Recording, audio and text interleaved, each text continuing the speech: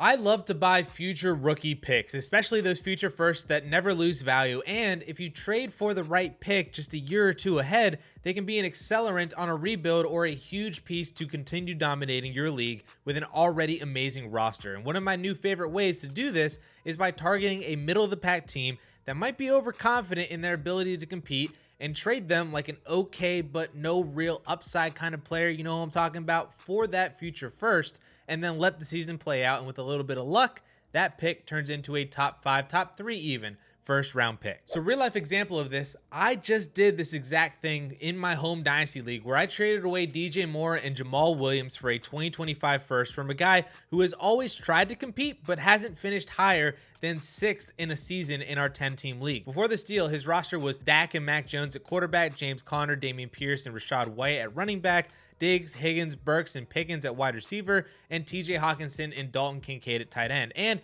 as a cherry on top, he does not have his 2020 first to help him either next year. Basically, when I was making this trade, I looked at his roster and I said that this is a team that in 2 years could be one of the worst teams in the league. He only has one good quarterback, and Dak Prescott might not even be as good as he has been without Kellen Moore now. Mac Jones obviously just isn't that good. James Conner probably won't even do much in 2024 if he's even still on the Cardinals. Dameon Pierce might get replaced next year. Same with Rachaad White.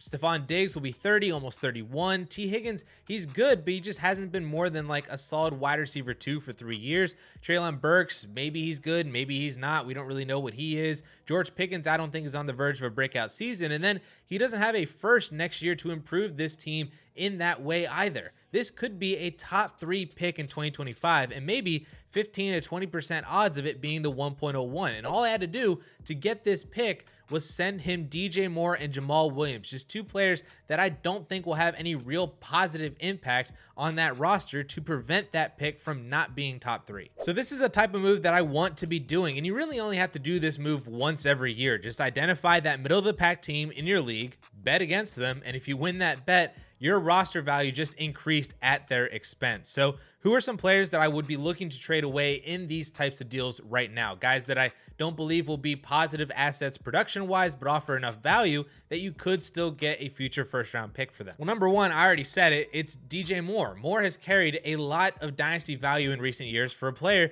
that I think we can all agree is very talented, but he just hasn't been in the best situations to translate that talent into fantasy production. In his 5-year career, his best fantasy finish was wide receiver 16, and he's finished outside the top 24 in 3 of those 5 seasons. Yet he's still valued as wide receiver 21 in DLF ADP, and you should be able to get a first-round pick for him, especially if someone believes that Chicago is a better situation for him now that he's paired with Justin Fields rather than all the other terrible quarterbacks that he's had to deal with in Carolina. And spoiler alert, it's not. The math just doesn't add up on DJ Moore doing well for fantasy in Chicago. He would either need an obscenely massive target share or the Bears would need to drastically up their passing volume. Even if Chicago threw 100 more times than they did last year, Moore would need a 28% target share just to see 130 targets. And unless he's catching 8 or more touchdowns on those targets, which he's never done in the season before, then he can't be a fantasy wide receiver 1 on just 130 targets. If Moore's at a 25% target share, then he's at the same number of targets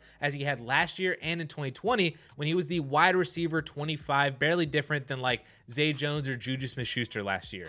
If someone thinks that DJ Moore can save their wide receiver room and push them to a championship, give them DJ Moore for their first and profit on now having that top 5 pick. Hey guys, sorry to interrupt this video, but I wanted to let y'all know about our YouTube memberships on this channel. If you want extra bonus content from Justin or myself, access to my prospect database for all rookies since 2001, access to our exclusive Discord channel, as well as badges and emojis, then check out the YouTube memberships using the link in the description down below. The bonus content tier is what you're looking for more DLF on YouTube. Thanks for checking it out, guys, and we'll get back to this amazing video. Another receiver kind of in the same boat as DJ Moore that you should be able to get a first for right now is Jerry Jeudy. And listen, I love Jerry Jeudy. He's been a big time buy for me all off season, but there's a price for everybody. And if a middle of the pack team wants Jerry Jeudy for a first because he's the missing piece for their championship team, then I'm going to oblige. Jerry Jeudy just hasn't been really good for fantasy, and while he was the wide receiver 22 on the season last year,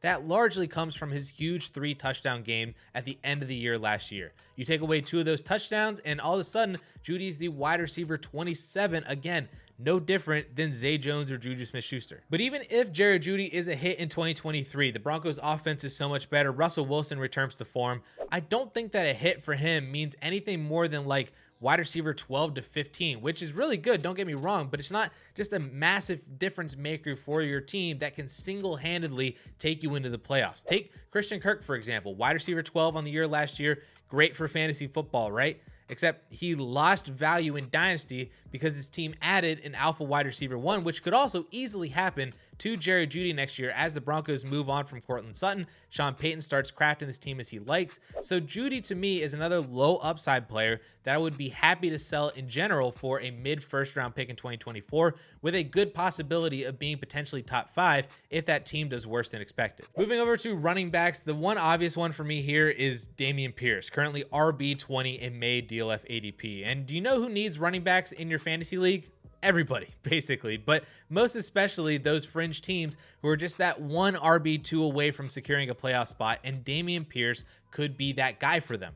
Or maybe he's not. I think a lot of people overestimate how good Dameon Pierce was for fantasy last year because he only averaged 13 points per game, finishing as the RB25 on the season, RB21 in those points per game. And look, RB21 is solid, but it's not really helping your roster, and it's very replaceable production. And let's not forget that Pierce was doing that as the only guy in the backfield last year with 250 touches in 13 games played. The other 2 backs on the Texans combined for 70 touches when Dameon Pierce was healthy. Then they add Devin Singletary, who is a solid RB2, who can be an RB1 when asked to do so. So Pierce isn't going to see that 90% of the backfield touches, and that drop in volume, which he so desperately relied upon last year for fantasy, is going to equate to a drop in production. And to top all of that off, the chances that Dameon Pierce is replaced in 2024 are decently high. When you're day 3 running back, it's not an if, it's a when you're replaced, and every year moving forward just increases that likelihood for Dameon Pierce, and it could be as early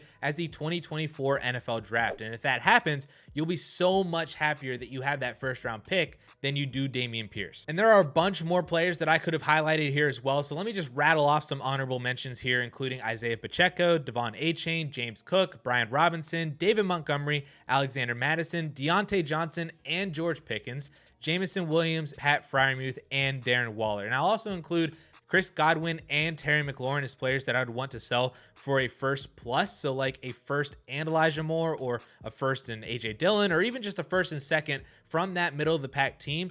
I consider then moving those guys as well in those situations. But this isn't the only way to acquire future picks and add more value to your roster. And if you want to learn how to trade down at certain positions with very specific examples, then you can click on this video right up here.